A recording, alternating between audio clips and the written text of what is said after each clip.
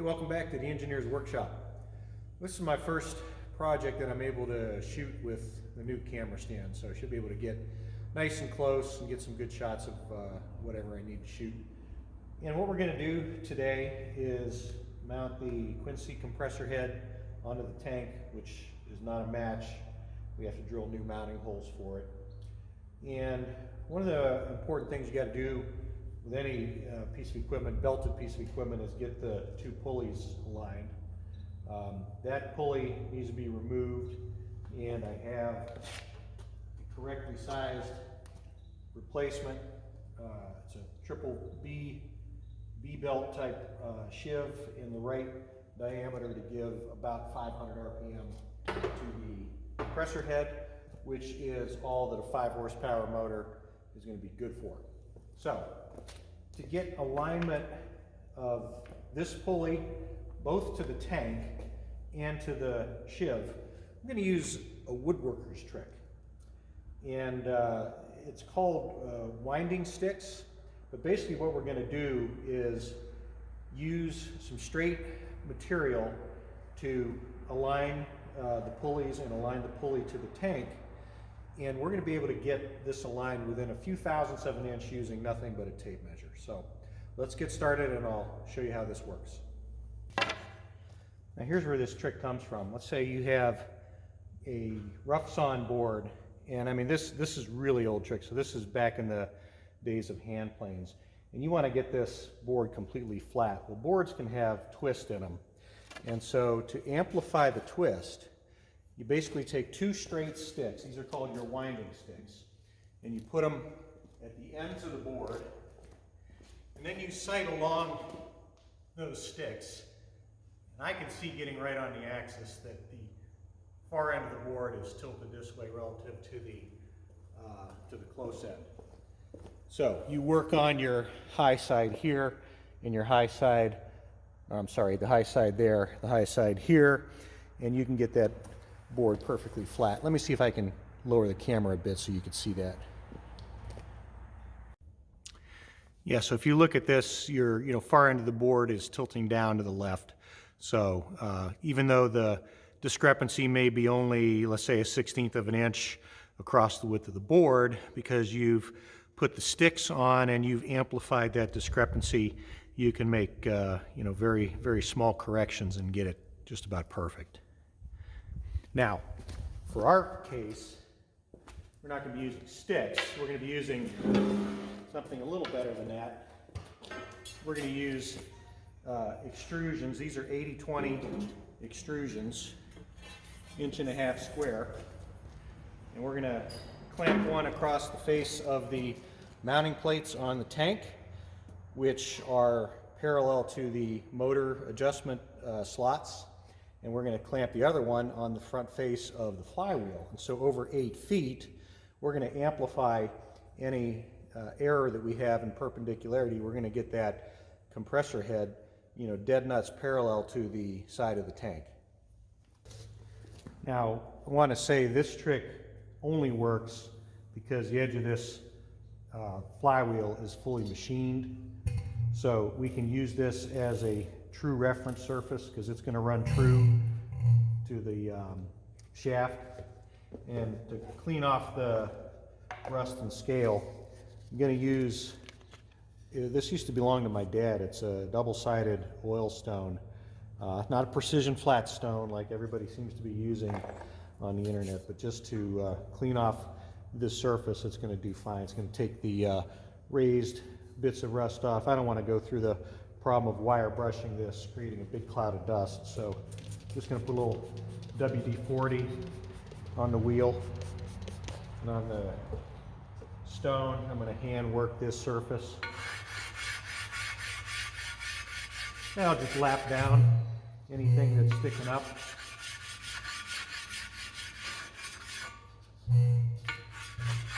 This will give us a true surface to work from.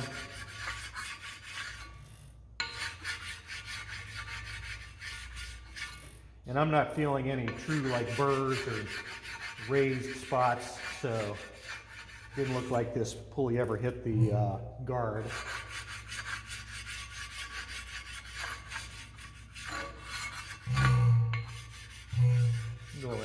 time.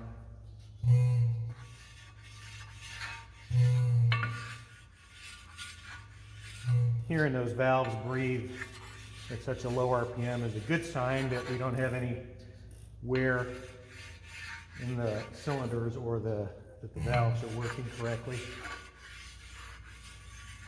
All right.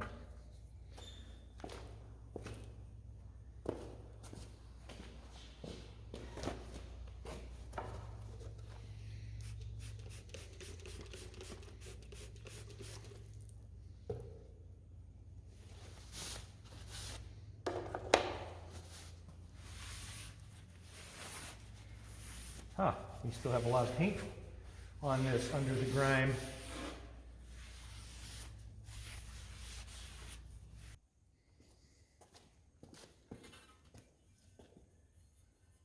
I'm going to try to get the approximate center of the extrusion near the flywheel, because I'm going to also try to center the other extrusion on the flywheel so it doesn't drop one way or the other.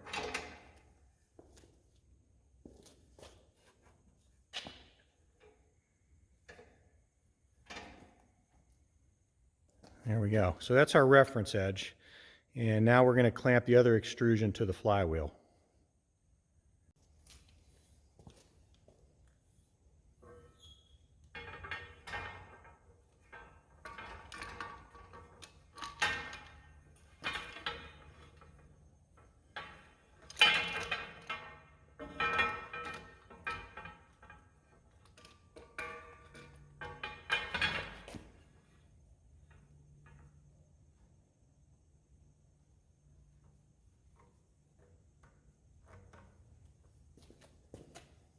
Okay, let me step back a little bit so you can see what this is going to do.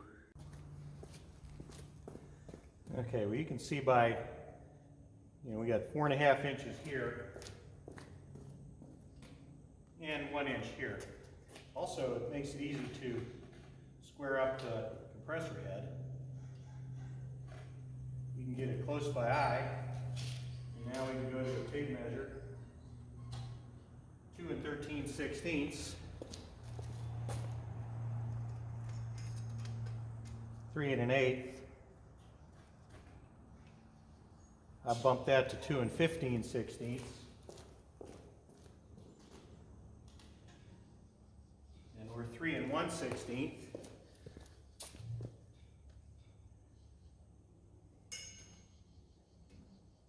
There's 3.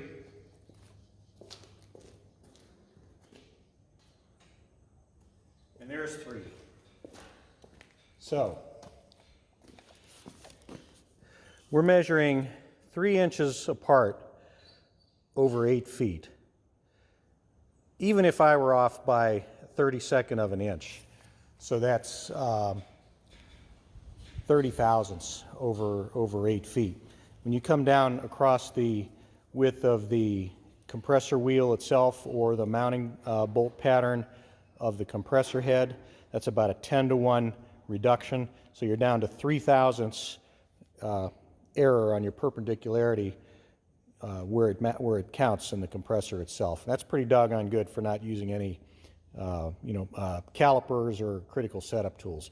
Trick is, use something very straight. Use the best thing you have. These extrusions are better than 2x4s, but you can select and eyeball 2x4s and get them pretty straight too, and just do that.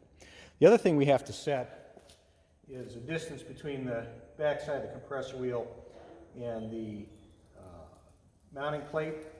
We do have guards that go in the backside here, and there's not a lot of room between the cooling fins and the compressor. So I don't know if this is the best position in and out, but we'll put the guard on, and we'll try to make that determination before we spot the holes. We'll also have to know center to center on this pulley to the drive pulley to know where to put this compressor in this direction on the tank.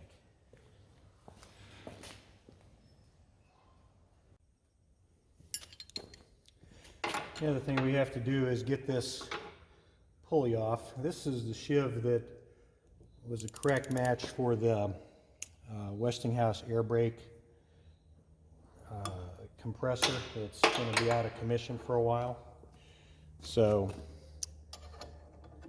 get this guy pulled. Hopefully it'll, well, feels like it's going to come off easy.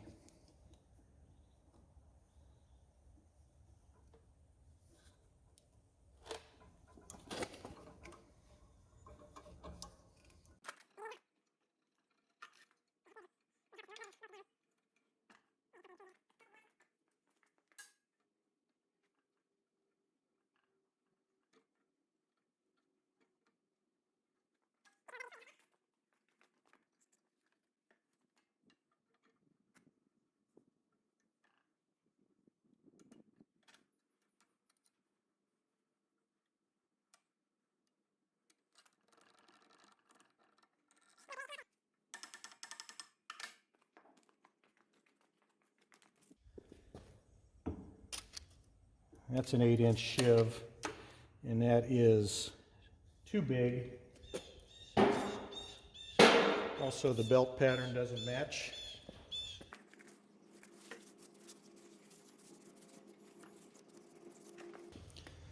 Matching bushing has a hole for a set screw against the key, but when it's installed in that shiv, you can't tighten it. It's recessed. So it's a taper lock. It will hold even without the set screw.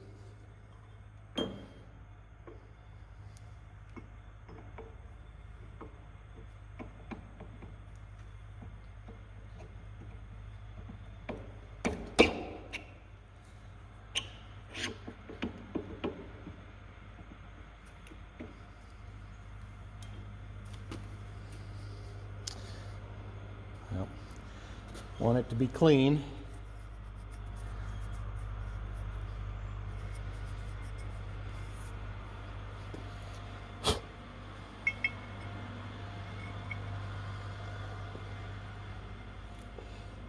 We have stainless socket head cap screws, which is not the usual fastener for this, but it will work just fine and they won't corrode in place. So we're going to loosely install this because we're going to have to do some in and out adjustment.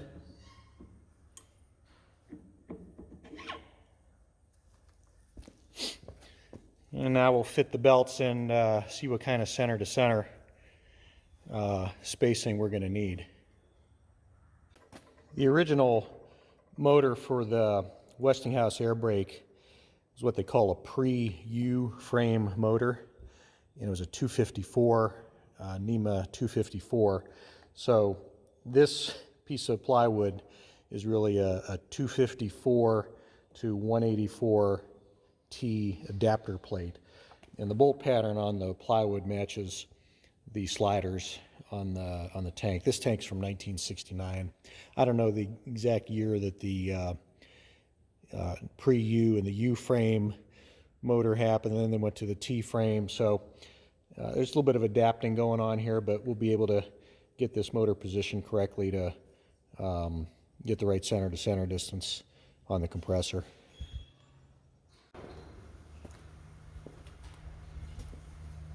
Well, we got a little bit lucky, maybe. Two of the mounting holes in the pad for the compressor, bolts drop into. They're not the same spacing front to back, but they're bigger. So that all works out, and the compressor actually sits with those two mounted up. And that puts the motor kind of in a nice place. We've got adjustment out and back. And our center to center distance is going to be, looks like 25¼ inches. So I'm going to kind of hand lay the belt guard on here and see if this front to back position will work. I've got an 1 3/16. Now 1 1/8 between the front face of the mounting plate and the back side of the flywheel, And so if that works out for mounting the belt guard, I'm going to take advantage of the fact that I've only got to drill 2 holes on the backside to mount this, this compressor head and leave it right where it is. So it turns out there is almost no room between the fins and the back of the flywheel. This thing's going to be sandwiched right up against the cooling fins. And the cooling fins project out farther than the side of the mounting plate. So we're basically going to use the 2 bolt holes on this side that are in place, and those were for 3/4 inch fasteners. Like I said, the centers didn't match, but because they're bigger, bolts, 1/2 inch bolts dropped in. So I'm going to spot holes in the plate for these 2. And to do that, I'm going to use a set of transfer punches. These are Enco transfer punches. And all it is it's a bunch of different steel dowels with the center on them. And if I'm lucky, yes, that's a 17/32 hole, so that'll be a close pilot. And just give it a whack with a hammer, it marks the exact center of those holes on the plate. Well, we've got our extensions on the face of the flywheel, so we're at 2 13/16.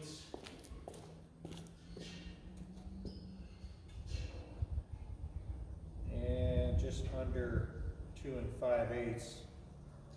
So we need just a gentle bump. We need just a gentle bump to close this up.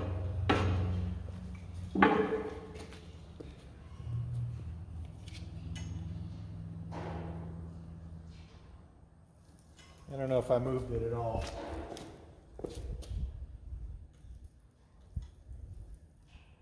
2 5/8.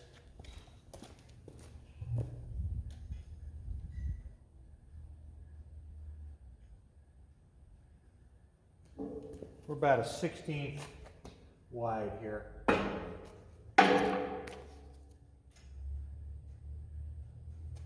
Looks like I moved it a 32nd.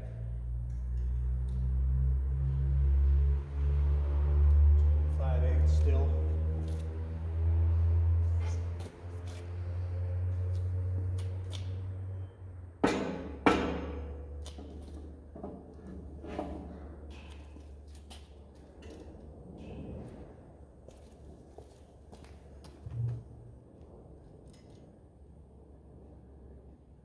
I'd say that's exact. So we're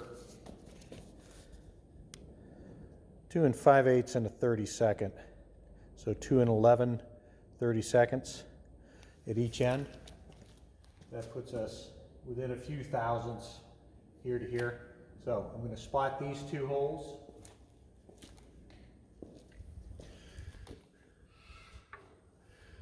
I don't know if you can see that point on there.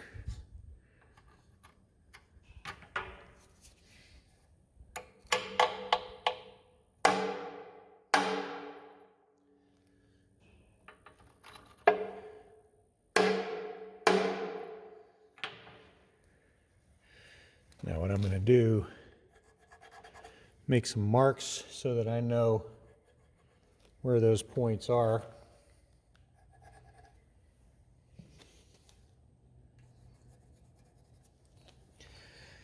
And we'll crank up the compressor, we'll lift it up.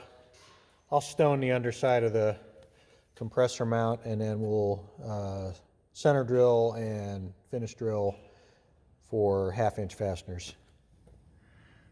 Well, we popped the inspection cover off, and I'm happy to say that the inside of this compressor looks absolutely beautiful.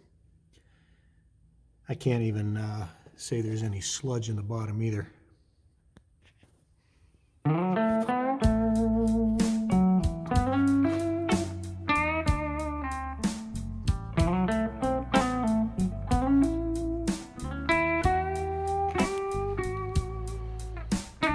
Couldn't be happier with that.